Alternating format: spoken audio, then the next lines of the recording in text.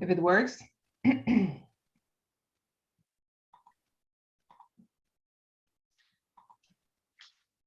Okay, and apparently we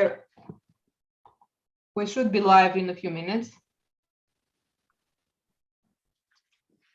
Okay, so Dragos, ready when you are. I think we're good to go, if it works. Good.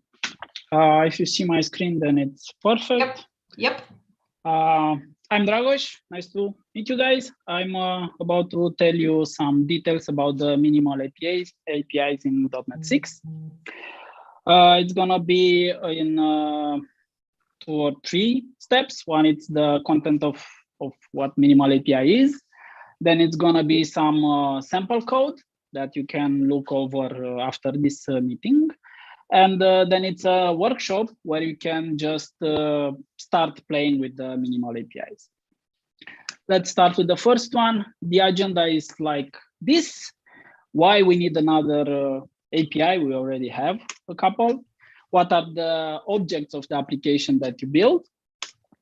How you do request handling in the minimal API, authorization and authentication, because you need them for whatever application API you are building, how you implement cores on it, how you do open API so that you describe your application functions, how you can do exception handling, because if you want it or not, bad things will happen and errors will come hunting you. Then how could you do some request validation?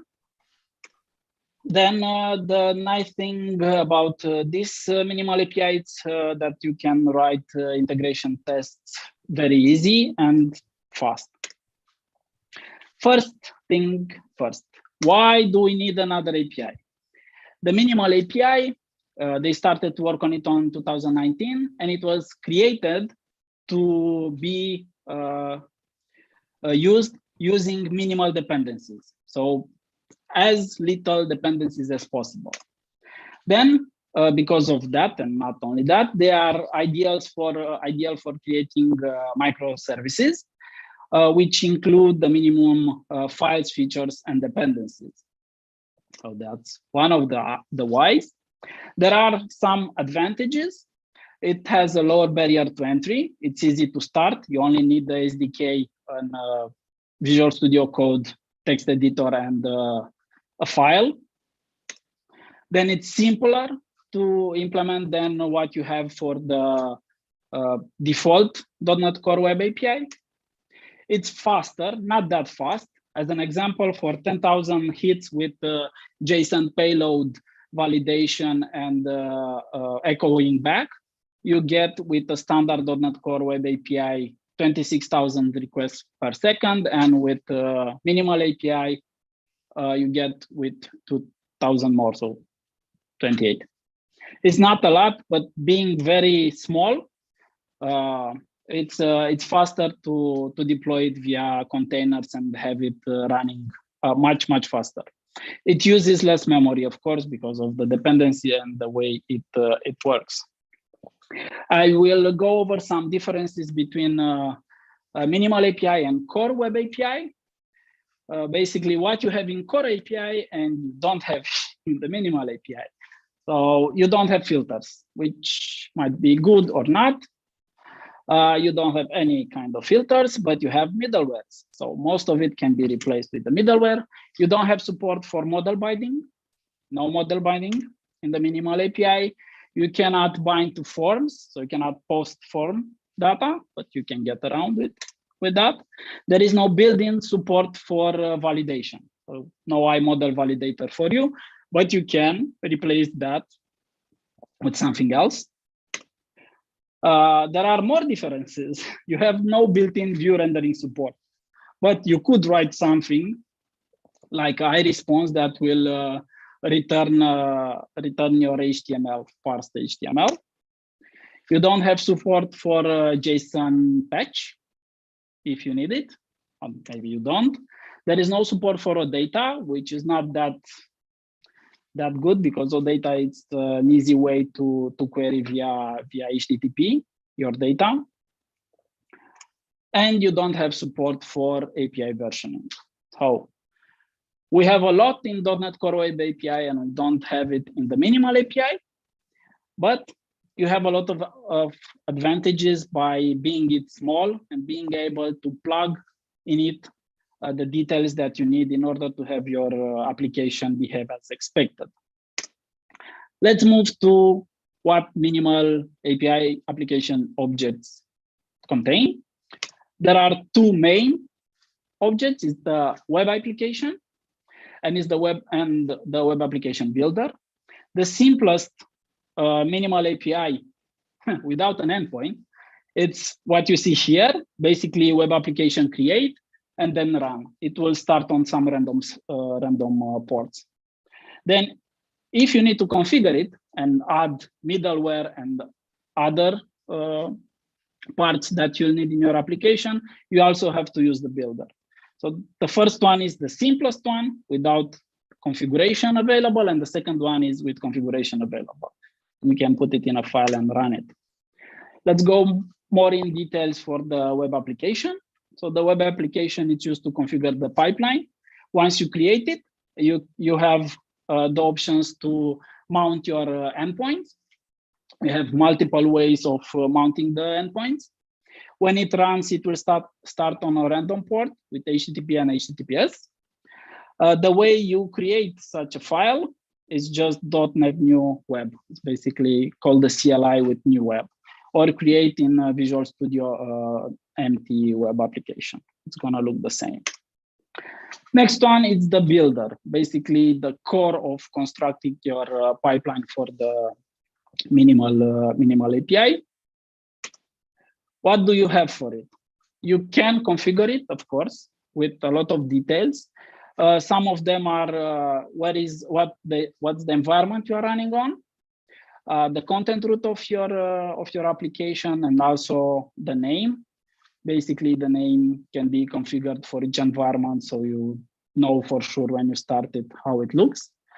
You have access to the console, and it's gonna write to the terminal the details, and then you build it. There are details that you can pass to it, like the environment variables for the name, content, and environment, and you can also send via the command line arguments in case you need it.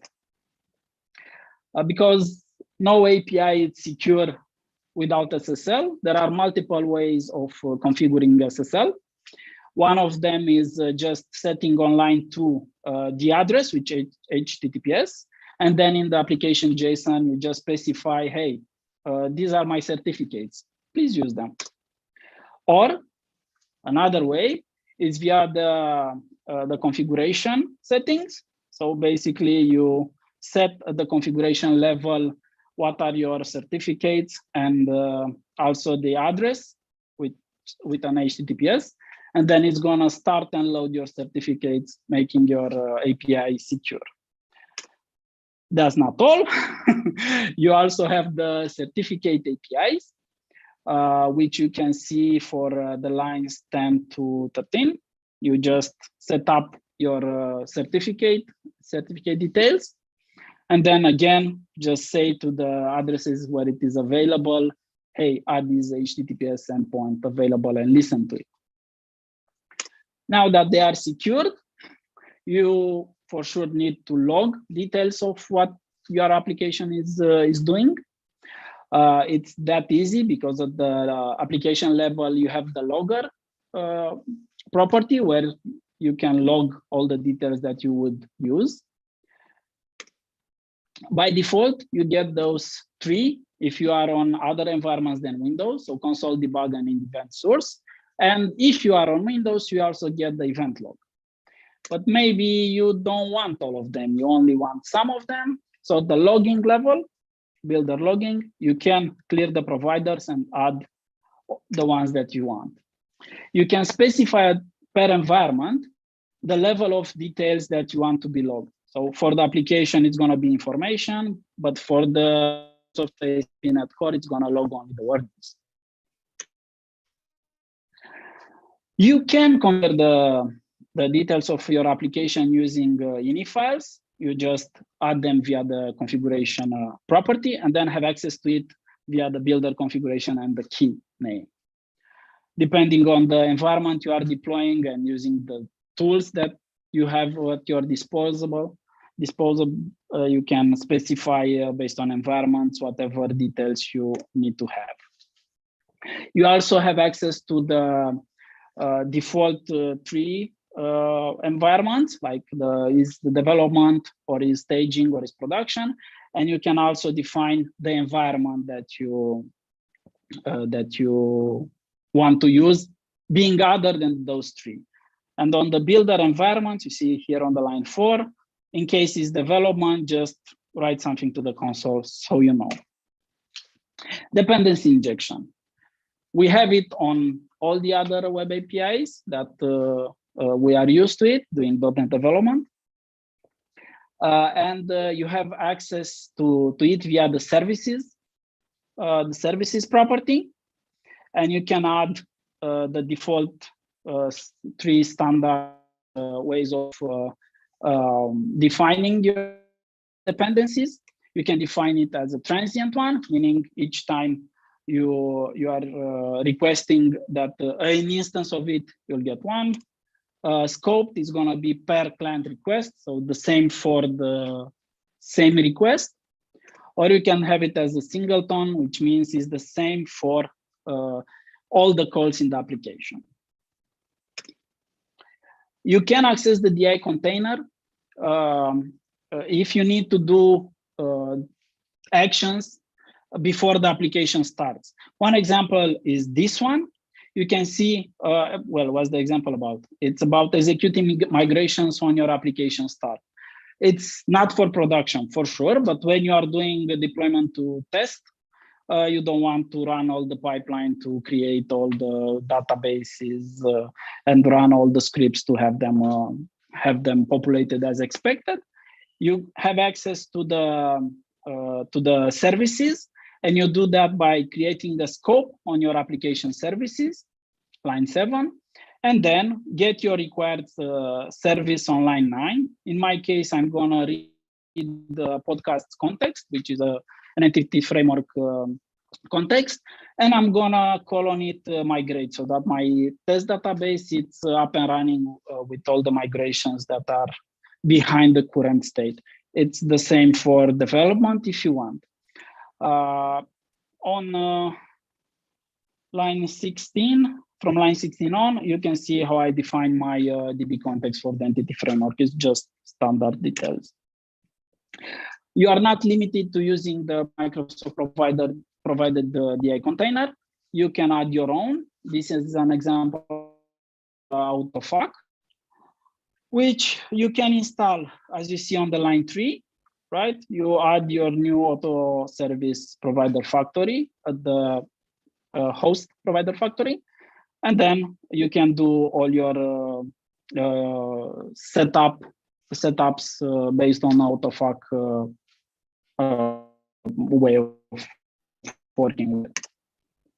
So we looked over the web application builder, which helps you configure your pipeline with services that you want to use, with certificates that you want to use, with DI containers that you want to use, and other things. Then you need to boot up your web application and have it up and running. For that, you might need some ports details. How would you do that?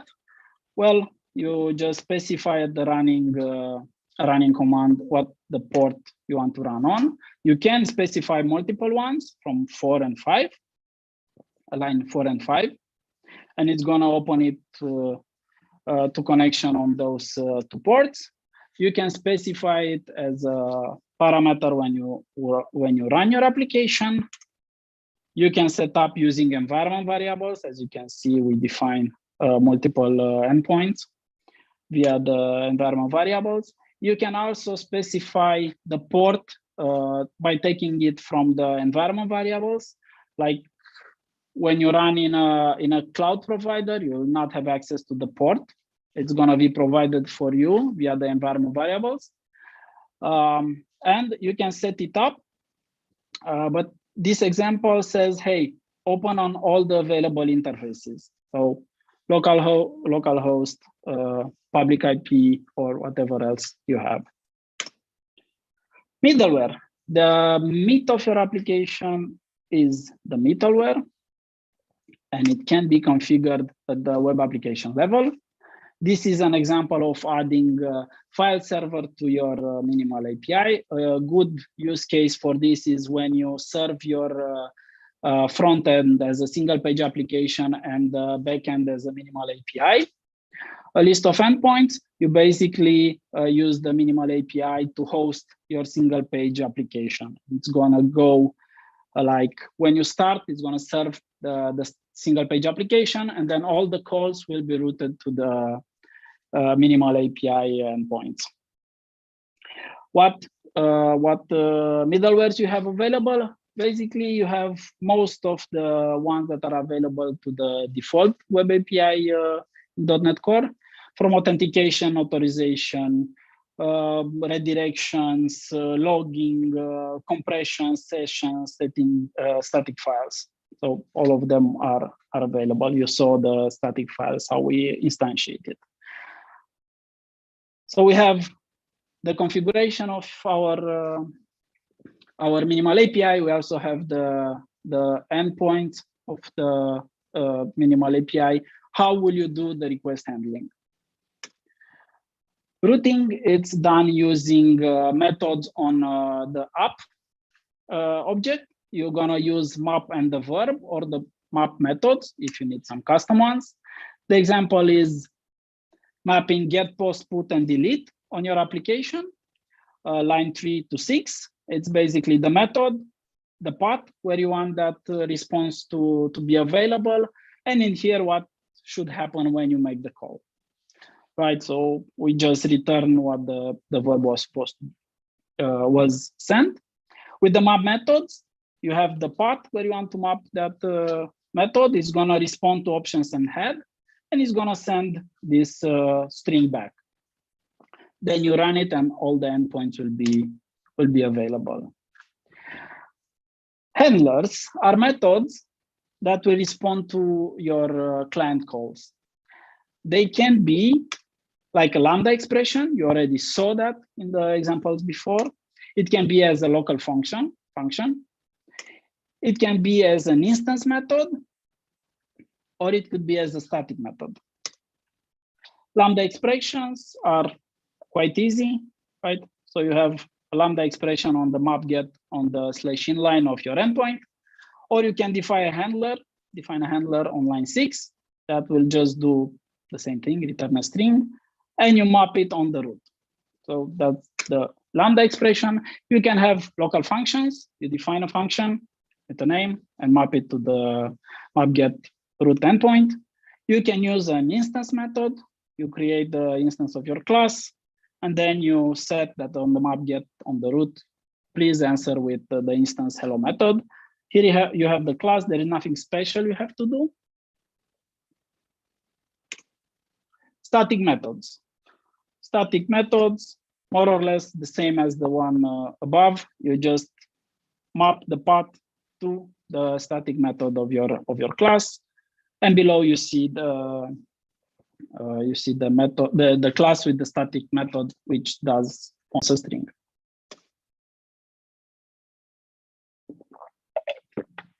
There are times when you need to return a link that is mapped to your application.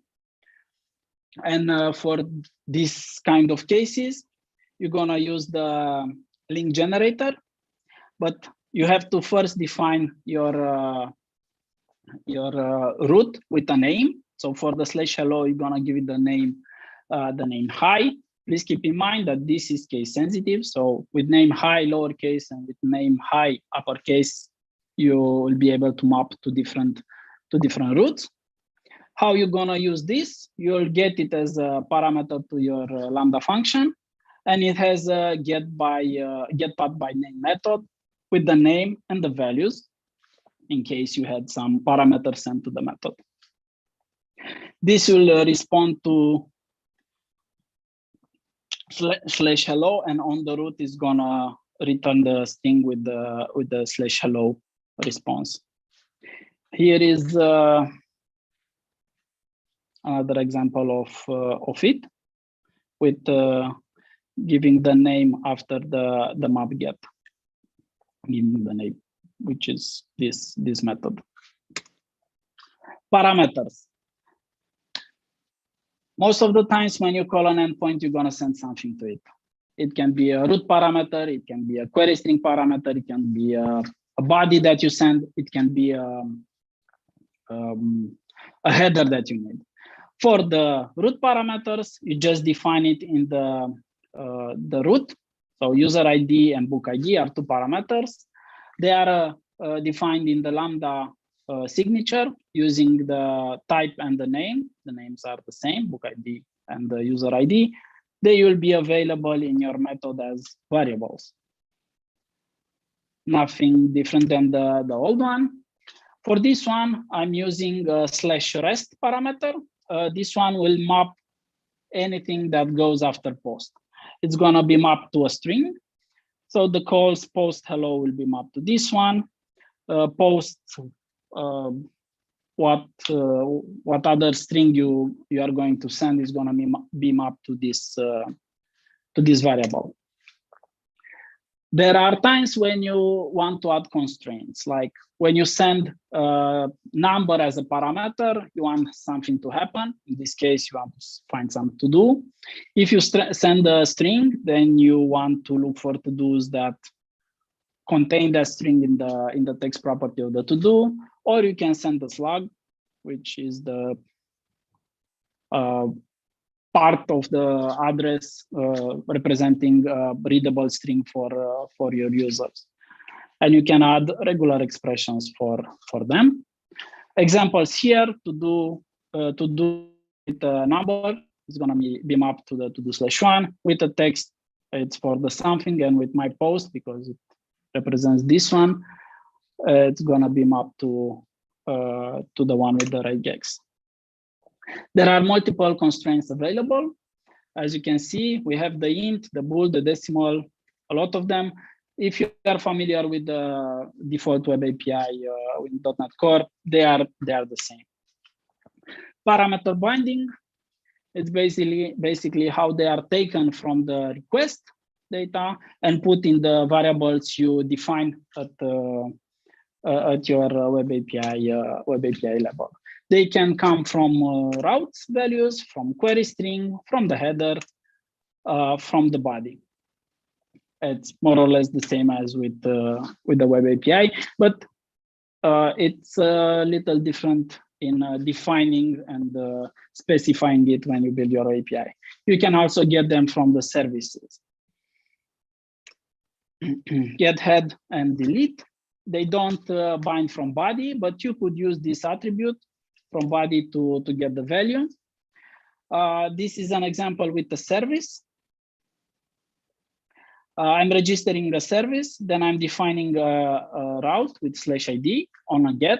The ID will be taken from the route parameters. The page will be taken from the query string if it's provided, and the service is going to be injected by the DI because it's defined as a singleton. So the way you define it, it's at the method level, and as we are used with the default standard web API, .NET Core, the service is also provided in the signature, not in the constructor of your controller. For the get, there is one caveat. For the get, if you want to get the body that was sent, it's an exception, but it can be done. You'll have to use the HTTP request to get that body. It will not be mapped automatically on get. Post and put, so for creating and updating, it's more or less the same, defining a service, defining mounting the root, and then returning a person, which is basically a record from the body. It's going to be automatically mapped to it with the available properties, and the service, which is injected by the DI from the services collection. Right, you have here the class service and the record below. You can specify from where you want your parameters to be mapped. So this case, from line 1 to line 15, from root, you specify the ID. You don't have to, but if you really want, you can do that. From query, you define the name and where to be put. From service, because it's a service, or you can say, hey, give me from the header, give me the best so I can do something with it. And below are the service class and the person record just for sample code. What's the precedence for those values? First one are the route ones from the route. The second one are from the query string. The third one from the header. Next one from the body. Services, the last one. You can also use the dependency injection if you want from that source. The last one is the parameter from the body. Parameters from the body if you don't specify the attributes of them. There are special types. One case could be the claims principal when you want to see, hey, who's this guy calling me? That's one of the examples, but there are many more, like the context when you want details from the request context. If you want the request object to read details from it or look for details in the request, you have access to the response if you want to do something directly with the response without letting the minimal API working. You get access to the cancellation token. Doing asynchronous API calls, this token is useful for your logic in the code. You also have the claims principal, as I said in the beginning, if you need access to the HTTP context user. Of course, you can get it from the HTTP context object if you want, but this is the easiest way to get the claims principal directly. What can you send back to your caller? The send back to your caller can be a string, as you see, and as you saw in most of the examples that we already had. You can return a type, the T type, which will be JSON serialized, or you can have an iResult return. Well, most of the times when we get a new web API framework, we get a different response type from action result, action result, HTTP message response. Now we get the iResult. But to be fair, this one looks a little bit nicer than the other ones. Some examples. Line 2 on the /get, we get a string. It's string. On line 5, we get an object, being an anonymous object, but it's going to be sent back as a JSON. For line 8, we send, hey, this is a OK result, meaning it's a 200 status, HTTP status. See how nice this way of sending responses looks. It's just, hey, results that OK, or many other methods that are available, and then the parameter of the method. And it's going to build the response based on the status code, the type, all the details that we are sending. This example from 11 to 14, what does it do? It's looking for to-dos with a specific ID. We're going to get the parameters, and this is the entity framework DB context object. What it's going to do? It's going to look for the object. If by that ID, if it is a to-do, then put it in the to-do. If it is a to-do, put it in the to-do instance. And for that being true, it's going to send the result OK with the to-do. And if it's not a to-do, then just return a result that not found. Hey. Next one. More responses. You can send JSON if you want to specify JSON. You can send specific status codes back, which are not mapped by default in available results responses. You can send text. So line 8, it's, I hope you can see my cursor. Otherwise, I'm gonna try to use the line number. So for line 8, on the /get, we're gonna return a string. This is some text. you can send directly this is some text. It's gonna have the same response as the results.txt. For this one, I'm gonna send back a stream with some file content coming from an available address, or you can send some file from your local. You can send a redirect, or you can send the file if you need to send the file. This is the list of available responses, and they look beautiful. JSON, okay, bytes, stream, file, no content, conflict, bag request, problem, or validation problem. The validation problem, it's quite nice.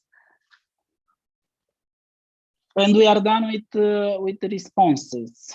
We get a lot of responses available. Next one, it's authentication and authorization. I'm gonna go through two sample authentication and authorization. How can you map authorization and authentication? At the builder level, on the services, you have available two methods: add authentication and add authorization. That will configure the pipeline for it. And then at the application level, you have, hey, use authentication and use authorization. Otherwise, if you don't set them up at the app level, they will not get into the pipeline and execute what it is necessary. Policies. Policies are used for authorization and authentication. How do you define them? How can you use them? You can use them via an attribute, like the authorized one, or via an extension method with required authorization on your map verb endpoints. This is an example. On the line 4, I'm adding an authorization with the policy name admins only, and it requires the claim admin to be present with the value true. And then setting up use authorization. This will be included in the pipeline. How to use it? At the extension method level, you put the attribute authorized, and for this endpoint, and when it's going to be called, the claim will be verified, and if it's there, then the response will be this endpoint requires authorization, and if it's missing or has a value of false, you're going to get an unauthorized call. You can also specify this policy using the extension method require authorization. How would you allow an authorized user to your endpoint? It's the same, but using a different attribute or extension method, just allow anonymous. Nowadays, we all use most of the time JWT tokens. And for that to work, we need to configure our pipeline. It's easy to configure. It's supported by the minimal API. The way you do this configuration is at the services level. You add the authentication using the JWT Bearer authentication scheme. And then at the authorization level, you use those lines from line 6 to 8 to put it in place so that it's executed when the calls are made. You can skip this kind of configuration for the JWT Bearer by using the allow anonymous, because the first part will configure the authorization, the authentication for all the calls. So if you don't put it for the login, then you'll not be able to log in or register on it. Basic authentication, we don't usually use this, but there are times when you are building some prototype and you don't need to put all the security parts in place. And you can do that by using the basic authentication. This one is a bit more code consuming, because you have to define your basic authentication handler, which looks something like this. Is not pretty, but it is there for you to use it. Of course, as with the other cases, there are times when you need to allow your endpoint to be callable from specific addresses over the internet. And for that, you'll need to make it explicit. How can you do that? Of course, using policies, because it's the easiest way. And the same as for the authentication, you're gonna use attributes like the enable course or require course extension method to enforce. This is an example of a policy. It has a name like allowed origins, and I'm gonna specify on the configuration for the builder services at course, add my policy, this is the name, and I want you to allow only those two origins, example.com and contoso.com. Once that's configured with the call use course, it's gonna be put in place. At the endpoints level, you can specify the enable course attribute with the name of your course policy, or you can use the extension methods. It's the same way as for authentication and authorization. It's easy to remember and easy to use. Once you have your API configured up and running, you'll have to be able to offer a better presenting way of your endpoints to the caller. It can be the front-end team that will use your APIs, or it could be some external provider that will use your API for their application. So Open API or Swagger is the easiest way to have it up and running. It's fast with very little lines of code. This is the example from the workshop. It's just having the endpoints available. You also have the authorized part, so that is not going to be called by whoever discovers the endpoint. The definitions on the left and the schemas below, they are all inferred or put available via extension methods or configurations. How can you add the Open API details? Well, first you have on the line 1 to add the API Explorer. Then you're gonna define some details for the Swagger generator, the version and some application name. And then because you might want to hide it in production environments, let's say, you can use the environment and your environment where you want to have it available.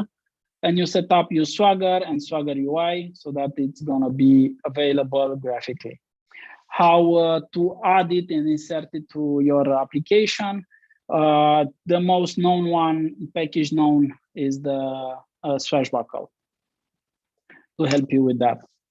You might want to exclude some endpoints, and that is done via the extension method exclude from description. And that one will be available as an endpoint, but it will not be available in the Swagger UI graphical interface. This example defines also the response types and the status codes. This endpoint is going to return on a get a specific to do with some ID. It's going to do the same thing as we saw before with first finding it. If it finds it and it is a to do, it's going to say, hey, it's okay, this is the to do. Otherwise, 404. With the produce and the type and the status code, if you want, the Swagger UI will say, hey, this endpoint is going to return this type and it's going to send this HTTP status code. Or you can say, hey, this also produces no response type, but the status code is 404 not found. So it's a one-on-one match for the responses. I show you in the beginning that the Swagger UI, it's the Open API UI, it's available with an authenticate attribute on the top right. The way you secure that Swagger UI, it's via adding some security definition. One case, it's basic authentication, so username and password. Another one, it's JWT token for securing the calls. In this one, I'm just adding basic authentication. So I want the security definition to be basic with some attributes. the scheme where the parameter is present and the name. And in here, I'm adding the requirement. So first the definition, then the requirement. Bearer authentication, it's more or less the same thing, but with different parameters. So the definition said, I want an API key. I want it to be present in the header. That's the name, that's the description. And on the bottom part, you just add the requirement for it. How it looks once you configure the Swagger middleware. If you add them both, then you're gonna see the basic authentication with user and name password, or the bearer one where you just specify the bearer. Exception handling. There are multiple ways of handling exception of any kind of API. I will give you the example with the middleware because it's the easiest way to integrate and use. So this middleware is gonna mount itself at the application level, and it's gonna receive a call when some error happens and it's not handled by your endpoint code. What we'll do, it's gonna run an async method with a context object in it. From there, it's gonna look for features on that context, especially for exception handler feature. The features at the application levels are multiple. They are not read-only, and they can be used to put in place details that you need specific for your application. That was kind of a parenthesis. Here is gonna look for an error. It's gonna log the error and put some method. Then on the response, it's gonna say, hey, I get some server error, which means I will send you back the status code 500, and then the content type, whatever you want, application JSON, because most of the time the APIs will return JSON. I hope not XML, but JSON. And then it's gonna create an object saying, hey, I want this error message to be sent back, and we'll write it async using the JSON serializer. There are a lot of request features available, so please follow this link to learn more about them. They can be very, very handy. Exception middleware. If you want to just use the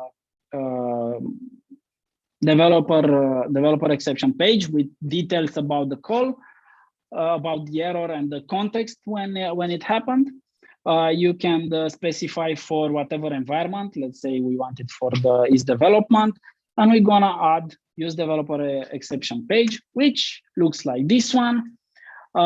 It's pretty even if it's showing an exception. So you get access to query cookies headers routing, and also the details of the place where it happened. So for development, this is quite useful. Request data validation. Well, you have the app up and running, you have a Swagger, you have the exception handling. Now you receive a call. If you did not configure some validation of the input data, then you're gonna get the error page, and the error handler that we just saw will be executed. But that's not the way we should try to use our endpoint. We can define validation on the requested data. So whatever it's posted to us, we will first validate that is as expected, and only then we're gonna go through our workflow for that endpoint. This is a new library, the mini validation. It's still in a pre-release phase. It is usable, it is working. The promise of it is to have one line validation for your objects. It's using the data annotation namespace. So you have all the available annotations, or the ones that you want to create or reuse from the previous project that you you might have. You just add the attributes at the class level, the class level being the model that you're gonna use for your request. The way you just validate it is just mini validator try validate the object that you want to validate, and it's gonna error out the errors as a list. Of course, you could just return log and return this list of errors, or you can make them prettier, just saying, hey, for this property, this error happened. It's up to you, but this is a way of composing the error response the way you need it. The other library that is very known for validation of your models, and it works not only for web APIs, it also works for whatever application you have from desktop to console. It's based on the package Fluent Validation. You have to create a class for your input model that you will receive from the caller. That abstract validator will add rules for all the properties. It's easy to use and it has a lot of features. Also, it's easy to add your new validations. How would you use such a thing? Well, you have more lines than the mini validation package. You have to receive your validator as a parameter in your call endpoint call. Then you have to call validate on the object, which is coming from the client. And if that one is not valid, then compose the response. You could return the standard list of errors that the validation result will provide. But again, there are a lot of details in there, and it might be just easier to compose a prettier response. Also, the caller must know how you return back your errors. Both libraries can be used together. So you can have them in one method, use the minimal validation and all the others of Fluent. There is another line that you have to add in your code so that this Fluent validation works. So you have to use the configuration of your minimal API, add valid on the services, add validators from assembly, and only then they'll be available. With the minimal validation library, you only have to define the data notation on your model and just call that line. So depends on how you like it. We have it running, we have it documented, we have it secured, we have it validating this requests, the data that is coming from the caller. But for sure, you have to do some testing on your application. While the unit testing, we all know it and use it, and it's useful. Sometimes it's much faster and easier to use integration testing on your API so that you validate the full pipeline from the caller to the response with all the parts that are available. You can set up your integration testing project. You can define the services you want to use. Like for the first example, I'm creating a to-do application based on the program from the real minimal API application. Then I'm gonna try to configure some services. One example is the database we are going to use. In the integration tests, it's much faster to use an in-memory database. This example, it's commented, but all it does, it adds the context, the DB context from the real web API, and then it's gonna say to it, please use the in-memory database for these instances, and then you just return the base. This will configure the application so that and every time it is used, it's gonna use the in-memory database, not the real database. So much faster, much easier. You can configure all kinds of services you need only in this method. For my case, the second example will try to configure the authentication for all the HTTP calls, and I'm gonna add some basic authentication to the client. I'm instantiating the client, the HTTP client, and then on the headers, I'm gonna just set up the basic authentication with some user and some password. You can. In order for this to work, you have those two packages, the Microsoft.NET Test SDK and the MVC testing from the ASP.NET Core package. Let's look at some examples. This one is just a get. It's gonna call the client, get from JSON async on the API/todos. It's gonna call the real endpoint. It's gonna execute all the logic that is added in there. It's gonna call the in-memory database of the EF core because it was defined like that. And it's just gonna check that the response is a list. How would you do a post on the client? You just do a post as JSON async with the endpoint and the model you want to send. Then you can validate that the status code was created from the response. Then you can make another call if you want to validate that it was created indeed. So it works end-to-end with two endpoints. You can also test the to-do delete of the to-do in the same way. Just call the delete async on a HTTP client and then validate that you got what you wanted. That was all the details about the minimal APIs and the context it runs and what you might be interested to configure in it. What we went through, it's the application object, the web application, then the web application builder. We went through the request handling, the parameters. We went through authentication and authorization. Then we went to course, how we configure and how to define it.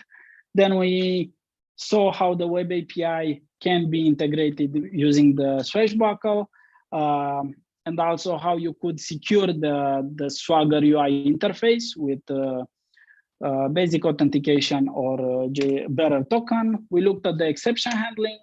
We looked at the request data validation. We looked at the integration testing.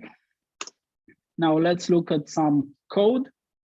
The presentation will be sent to you, so you don't have to scan or copy. There is some demo code. If I can't get rid of this somehow, yes, I can get rid of this somehow.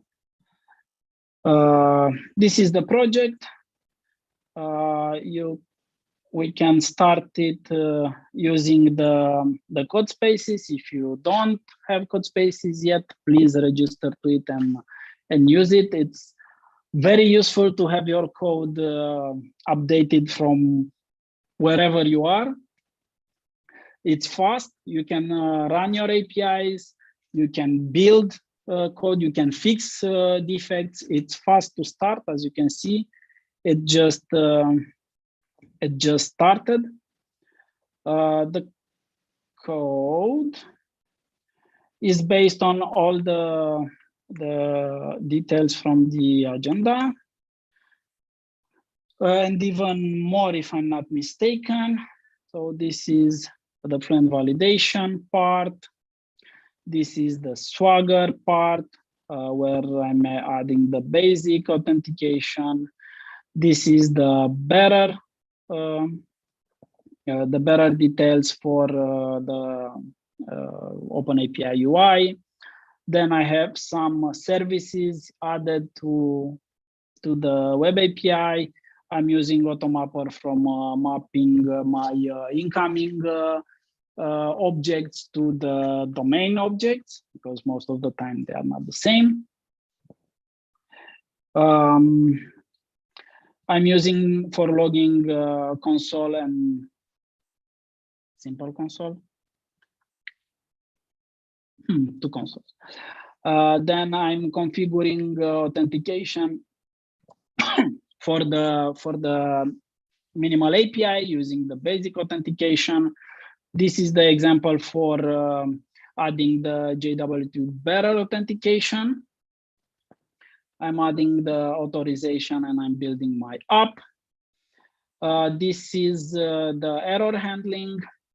If it's not development, use develop page.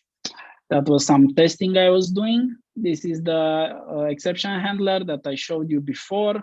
I'm using use file server so that I can serve some HTML page.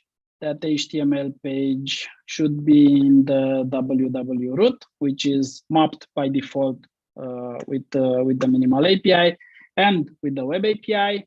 I'm saying to the app, hey, use authentication authorization. Then I'm defining my endpoints. We don't have to go through the endpoints.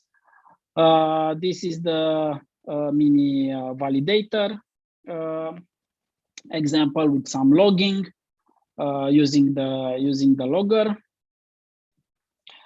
You can use the app.logger if you want, or you can receive it configured for your type or method. This is the update one, the delete one. As you can see, I'm adding extension methods for allowing anonymous. This is the to-do record with the to-do class.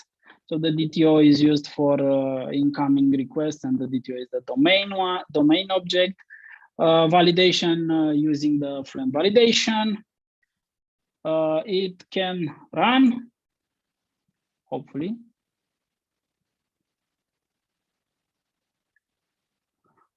Let's see what it does. It's gonna download stuff. It's gonna build stuff. It's gonna, as you can see, it runs quite fast.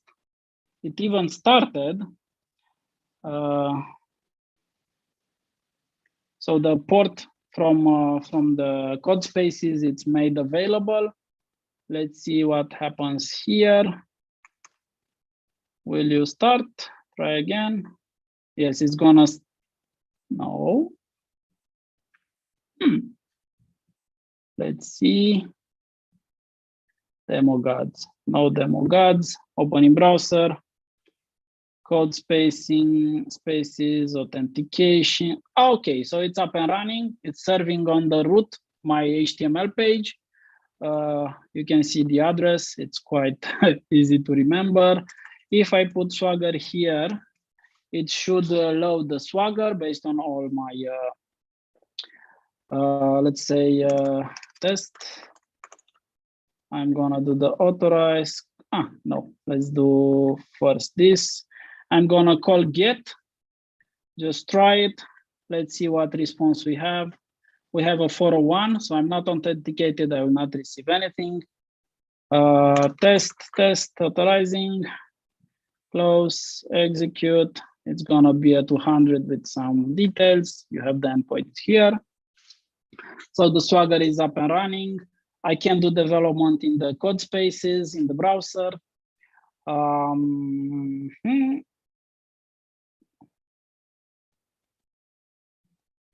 The demo app is also running in Azure. I will not save my details. This is executed in Azure websites. As you can see, it's gonna start with Swagger by default. It's the same thing, it's nothing different, but is deployed in Azure. There is a minimal API workshop.